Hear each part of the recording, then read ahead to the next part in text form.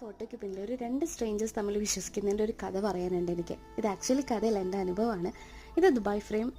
അനിയനോ അനിയത്തിയും കൂടിയിട്ട് എന്നെ വിസിറ്റ് ചെയ്യാൻ വന്നപ്പോൾ ഞാൻ ഇവരെ കാണിക്കാൻ കൊണ്ടുവന്നു ദുബായ് ഫ്രെയിം. അപ്പോൾ ഇവരുടെ അടുത്ത് ഞാൻ ഓൾറെഡി പറഞ്ഞു, നിങ്ങൾ പോയിട്ട് വായോ, ഞാനിവിടെ വെയിറ്റ് ചെയ്യാം. പക്ഷേ ഇവരത് കേട്ടിട്ടുണ്ടായില്ല.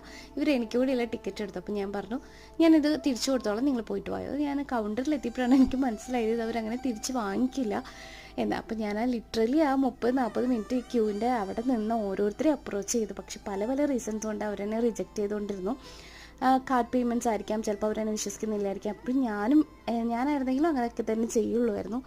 അപ്പോൾ ലാസ്റ്റ് ഒരു ഗ്രൂപ്പ് ഓഫ് ബോയ്സിൽ ആണ് ഇത് ടിക്കറ്റ് ഞാൻ കൊടുത്തത്. അതിൽ ഒരാളൊഴികെ ബാക്കി എല്ലാവരും അവനെ എതിർത്തു, നീ എന്തിനാ വാങ്ങിക്കണേന്ന് ചോദിച്ചിട്ട്. പക്ഷെ അവൻ എന്നെ വിശ്വസിച്ചു, എനിക്ക് അങ്ങനെ തിരിച്ച് ഈ പൈസ കിട്ടി. അപ്പോഴാണ് ഞാൻ ആലോചിക്കുന്നത്, ശരിക്കും സ്ട്രേഞ്ചേഴ്സ് തമ്മിലാണെങ്കിലും ചിലപ്പോഴൊക്കെ മറ്റുള്ളവരെ വിശ്വസിക്കാമെന്ന്. അതിലൂടെ മറ്റുള്ളവർക്ക് അത് ചിലപ്പോൾ ഒരു ഹെൽപ്പും ആയിരിക്കും എന്ന്.